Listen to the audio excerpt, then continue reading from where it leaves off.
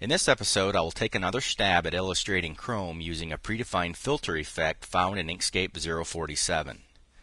The idea for this screencast came from another viewer request, but I decided to take it in a completely different direction. Instead of manually trying to create a Chrome effect, I chose to use a filter instead. What I liked about the filter was that it seemed to represent what I thought Chrome should look like. And let's be honest, illustrating Chrome can be subjective. What looks good to one artist may look like total crap to the next. And since I'm more of a button pusher than an artist, it doesn't really take much to please me. I do want to mention two very good references that gave me some inspiration for what I was after. Our viewer recommended that I check out Philippe and Rolf's tutorial, Episode 65, over at Meet the GIMP, which I have. That's a very, very good tutorial, and Philippe has done a fabulous job trying to illustrate this Chrome, and from what I can tell, it looks like it's real to me. Also, I want to mention our pal Troy Sabatka, his tutorial. He created a very, very nice Chrome text effect that was done using Inkscape, and it's probably the best Inkscape Chrome effect that I've seen on the internet. So you guys want to make sure you check that out. I'll supply both links in the episode notes there. Okay, so let's go ahead and begin.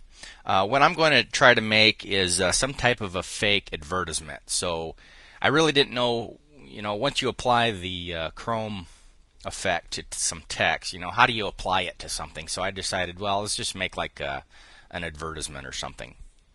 So the first thing that I'm going to do is set up my document for 640 by 480. We'll just make it kind of small.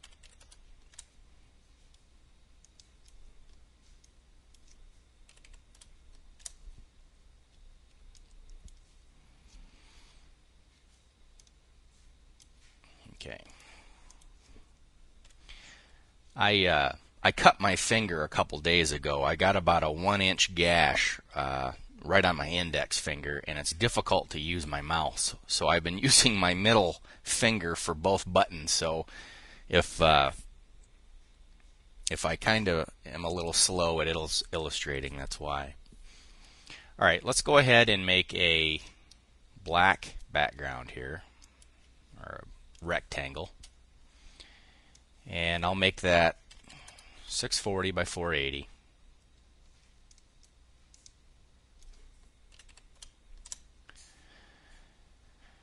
And we'll go ahead and align that on our page. I'll just scoot this over a little bit. And I got a stroke turned on. I'm going to go ahead and turn that off. We'll make that 640. 480.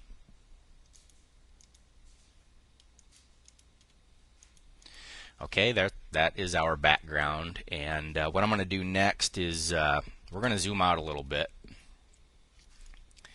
and I'm going to give this a radial gradient. Okay, so we'll go to our gradient tool. I'll make sure I'm on the radial gradient option, and I want to make this on our fill instead of our stroke. So I'm going to go ahead and double click. And then I'm going to do a Shift R to reverse that. Okay. And for the middle here, I'm going to select a lighter shade. We'll do about a 60% there. And I'm going to pull that all the way down at the bottom here. Like so. And I don't think I want to stretch it, but it doesn't look too bad. We can go ahead and stretch that all the way up. Okay. The next thing that I'm going to do is I want to give this kind of a frame. So I think what I will do, let's right click on this and do a duplicate, and let's give this a red stroke, and let's turn off our fill, and I'm going to make this about an 8, and I want to make sure that that is 640 by 480. And I'm going to center that up on our page. Okay, and we'll leave that red for now. I'll end up turning that black shortly. The next thing I want to do is right click on that red stroked version, and we're going to duplicate that, and I'm going to make that yellow, and we're going to make that about a, let's try a 2 for a stroke. Okay, now for this, what I'm going to do is just manually kind of fudge this thing. And we're going to move it down like so, and we'll go to the bottom.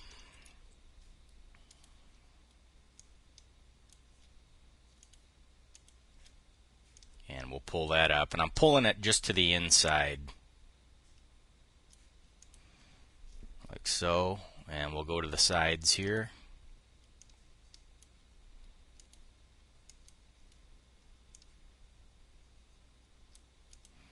That's probably good enough, and then we'll go to the other side and we'll finish up.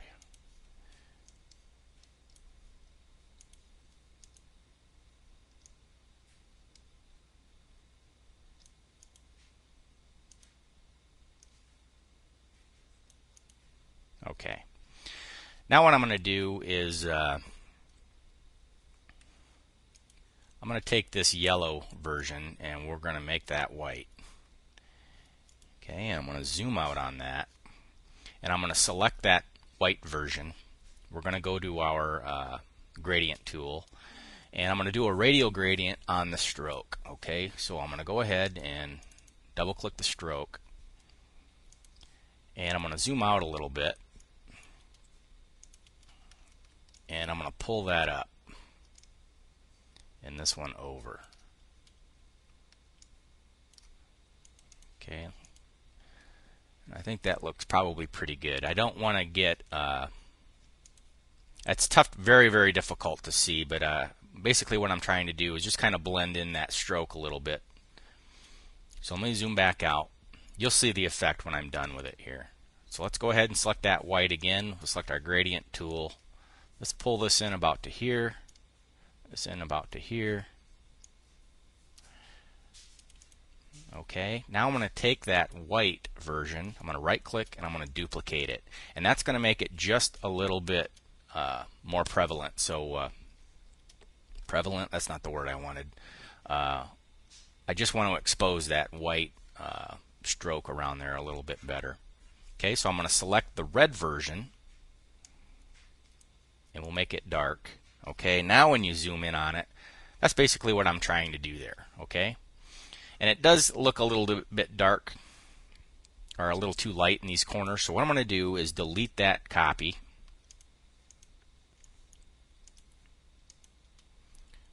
Select our white again, and we'll pull this down even further. Okay, I think that looks pretty good.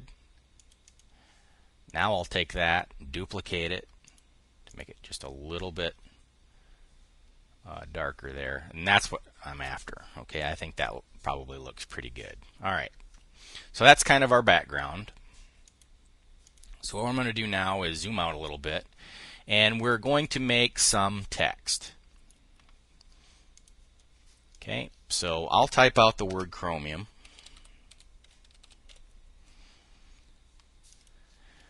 And we'll go to our text tool, and I'm going to use, let's use the Ubuntu titling font.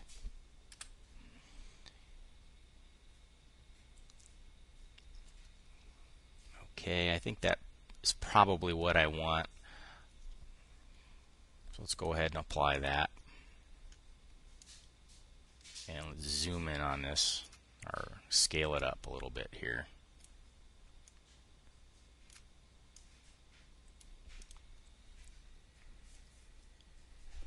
I think for size, let's go ahead and instead of me scaling it, let's go back to our text tool and let's just clean that up. Let's make that like an even 120.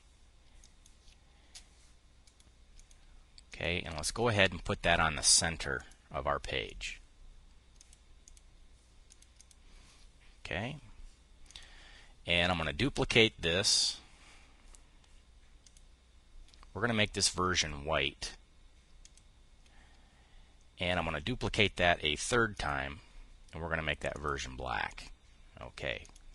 Now, we're going to take our black copy and move it away for now, and we're going to zoom in on this chromium text. And what I want to do is get down to the black text underneath. So I can hold my Control-Alt down, select that. For Windows users, it's just your Alt key, and I'm not sure what Mac users have to do there.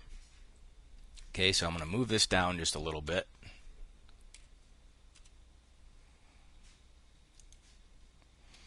Okay, let me shift over this key monitor there. There we go. Let me take a swig of coffee here. Okay, now for the black text underneath, I'm going to give that just a little bit of a blur. Let's try a 1.5, see what that does. And let's give it about a, well, let's see what it looks like first. I think that looks pretty good. Let's see what a 90% does here. Okay, I like that. Okay.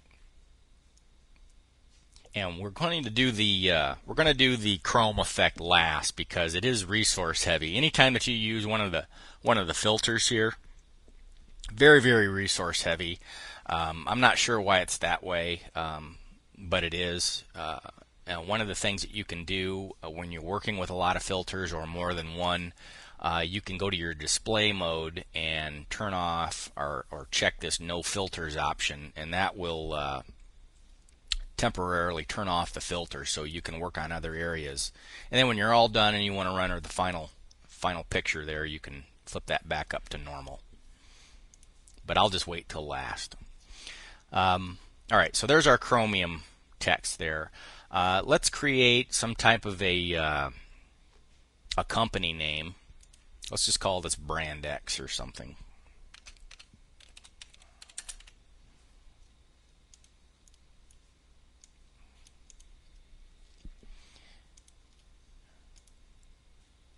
And let's see, we want to make it, let's go to our impact label. And I'm going to make this a 40. I'll apply that. And we get something that looks like this. What I'm going to do now is draw a rectangle around this. This impact label font works differently across operating systems.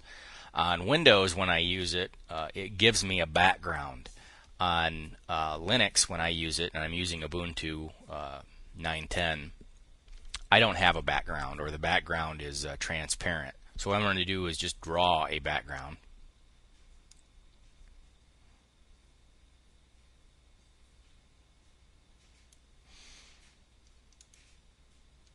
Make that 100%, and we'll throw that down to the bottom. I'm going to make that text. Let's see. I want to make that text. We'll make the text black, and we'll make the background white. And I'm going to turn off the stroke here. I'll take both of these objects, last selected, and we'll center it up.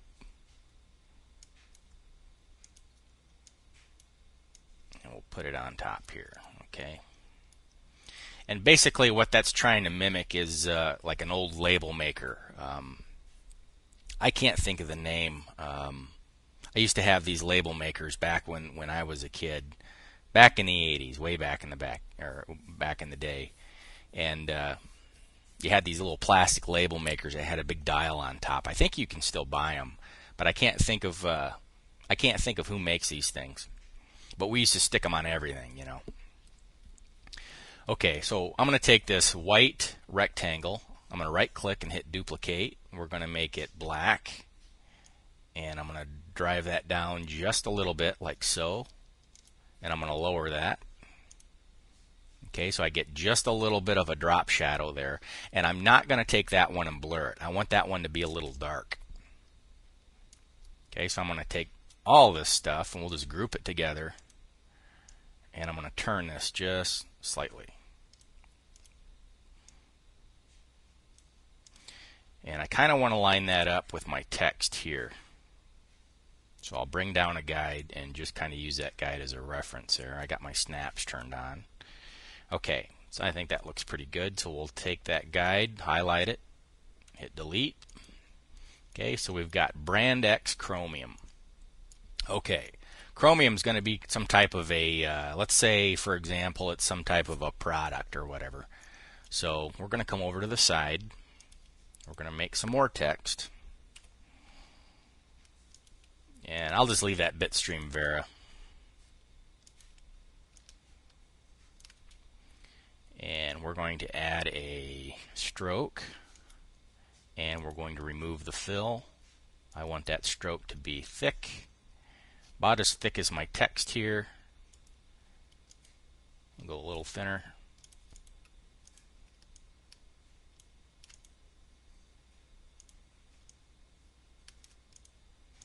We're going to put that R right inside.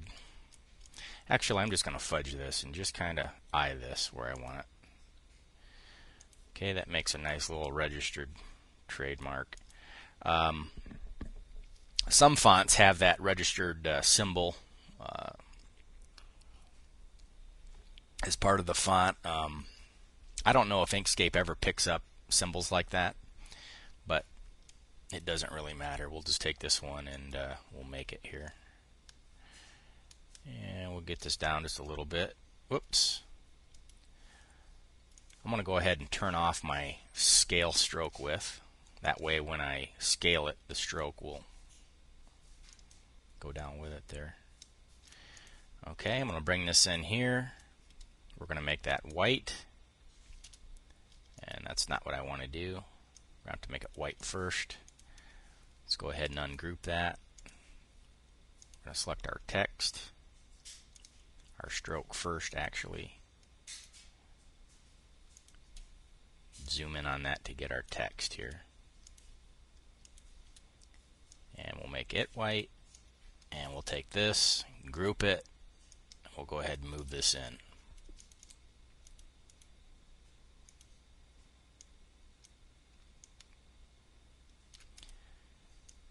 And we'll move it about right here. Okay. And brand X, that should probably be registered too, but we'll just leave it for now. Okay, so brand X is our company name. Chromium is some type of a product under our company name, which I will convert that to a Chrome filter shortly. And let's put a little tagline. So maybe we'll add, let's do built strong.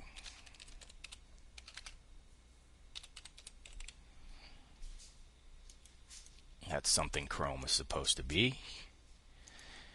Okay, and for that text, let's do quicksand. I'll apply that.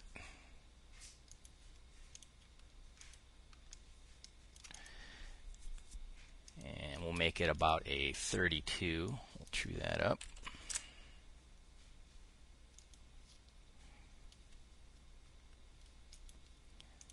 Okay, and I'm going to take this last bit here and we're going to make that bold. Well, let's see if I can do that first. Yeah, I can.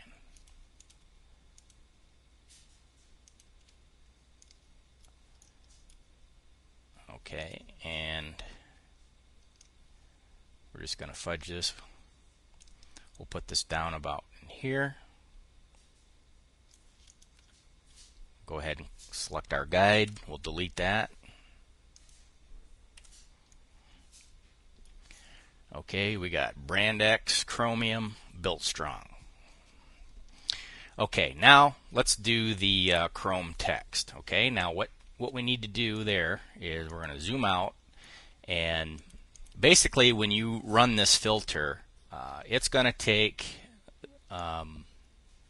this color here, and that's going to be your I guess the shine that's going to be put on this this metal. Okay, so we'll go ahead and go to filters, non-realistic 3D shaders, and we're going to go to the first one, Chrome.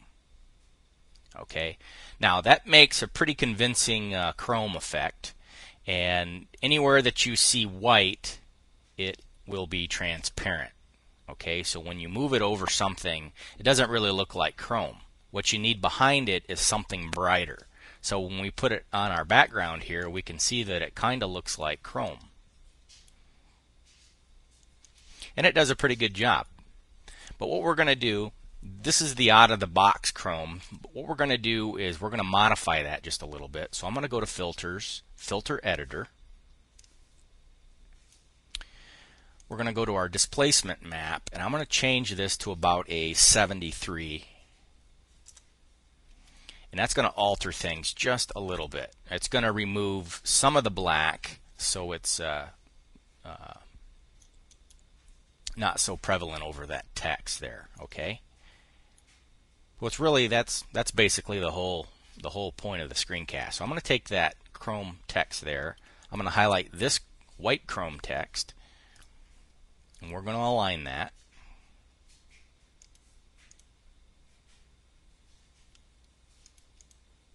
And we're going to go ahead and take a look at it. Okay. Now, the reason that this chrome text, I think it looks all right. It looks like it's chrome to me. But the reason that I'm able to pull it off on this black background is that anytime that you have something shiny, a mirror, chrome, anything like that, it's reflecting. It's picking up whatever is in the background. This might not work so well on a red background or a blue background. So you have to be careful what you're doing. You can take this black text here and you can make it any color you want, but still that doesn't really pull off what chrome is supposed to look like. So black really looks the best.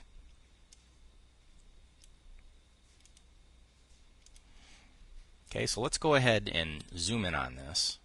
Let's take a look at our chrome. Okay, now if we go back to Meet the GIMP, you'll notice that if you watch this, maybe some of you have already, Philippe explains that, you know, anytime that he's added a background here, he's added that background in on the chrome effect as well. Okay, and you can see here that you've got a tree on the red surface that's also coming through on the chrome surface. Okay, and that's kind of what I was after here.